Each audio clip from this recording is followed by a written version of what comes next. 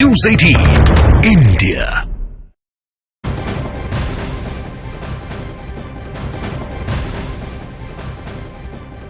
और इस वक्त की बिहार से जुड़ी एक बेहद अहम और बड़ी खबर आ रही है। तेजस्वी यादव ने अपना स्टैंड इस पूरे मामले पर क्लियर किया है और सामने रख दिया है अपने बयान के जरिए अपना पक्ष। डिप्टी सीएम तेजस्वी यादव का बहुत बड़ा बयान, तख्ता पलट नीतीश के लिए आसान नहीं होगा। नीतीश के लिए दोबारा शपथ लेना आसान नहीं है। तेजस्वी यादव जो दावा कर सकते हैं सरकार बनाने का, अब ये बहुत बड़ा बयान है, बहुत बड़ा स्टेटमेंट तेजस्वी यादव की तरफ से दिया गया है।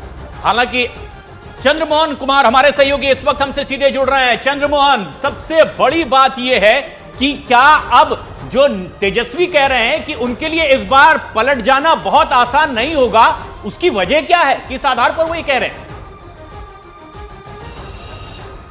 देखिए, साफ तौर पर समझा जा सकता है पिछले 2 घंटे से किस तरह से न्यूज़ 18 इंडिया ने दिखाया कि तेजस्वी यादव ने यह कहा है कि 1 बजे की बैठक जब खत्म होगी उसके बाद हो सकता है कि जो बैठक करें उसमें यह निर्णय लिया जाए कि वो सरकार बनाने का दावा पेश कर सकते हैं। और इसी आधार पर तेजस्वी यादव ने अपने मीटिंग में विधायकों के साथ यह कहा है कि नीतीश कुमार के लिए तख्ता पलटकर फिर से दूसरे गठबंधन के साथ सरकार बनाना और शपथ ग्रहण करना आसान नहीं होगा। तो साफ तौर पर समझा जा सकता है कि जो लालू परिवार है, तेजस्वी परिवार है, वो पूरी तरीके से विधायकों के तोड़ जोड़ में लगा हुआ है और संख्या बल जुटाए जाने की कोशिश हो रही है आरजेडी की ओर से। आरजेडी के जो तमाम वरिष्ठ नेता हैं वो यह कैसे सरकार में आ जाए इसकी लगातार प्रयास कर रहे हैं और कई विधायकों से जो जानकारी मिली है उसके मुताबिक संपर्क भी किया जा रहा है। जेडीयू के कई विधायकों से संपर्क किया गया है जो जानकारी मिल रही है उसके मुताबिक। लेकिन क्या तेजस्वी यादव के लिए सरकार में आना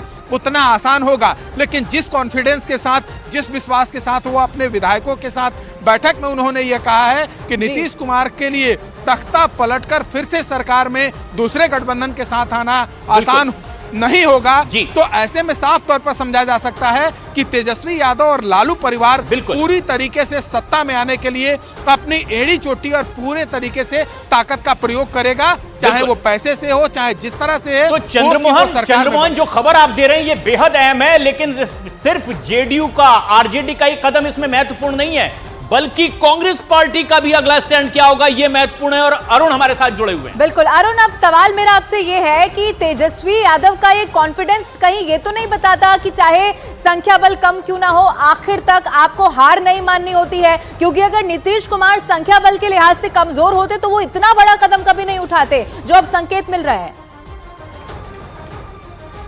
देखिए, जो लोग नीतीश कुमार को जानते हैं और जो लोग भारतीय जनता पार्टी की वर्किंग स्टाइल जानते हैं, इतना कुछ होने के बाद अगर उनके पास संख्या बल नहीं होता तो बात इतनी आगे बढ़ती ही नहीं। सब कुछ व्यवस्था फुल प्रूफ हो जाती है, तभी ये बातें बाहर आती हैं। ये आज की बात नहीं, ये महीनों से पक रहा था। और जब तक संख्या बल नहीं हो जाता न तो बीजेपी इस तरह की बैठकें करती है, न तो नीतीश कुमार लालू यादव का फोन उठाना बंद कर देते। पहली बात। दूसरी बात यह है कि तेजस्वी यादव चाहे जो कहें, लेकिन अगर नीतीश पलटते हैं तो संख्या बल उनके लिए बहुत मुश्किल है। हालांकि कल रात में जिस तरह से बात हो रही थी कि कांग्रेस के जो अध्यक्ष यहाँ के अखिलेश प्रसाद सिंह वो भी गए थे और जीतन राम मांझी से उन्होंने भी बात कर ली 4 विधायकों के लिए, लेकिन जीतन राम मांझी कब कहां जाएंगे ये उनका भी तय नहीं है। इसलिए जो आरजेडी गठबंधन बनेगा कांग्रेस के साथ और लेफ्ट के साथ भी रहे तो भी जो जरूरी संख्या बल है उससे नीचे रह जाएगा। इसलिए मुसीबत विपक्ष का जो गठबंधन उसके सामने है। बीजेपी और नीतीश अगर एक साथ आने का फैसला करते हैं तो उनको कोई चुनौती नहीं मिलेगी।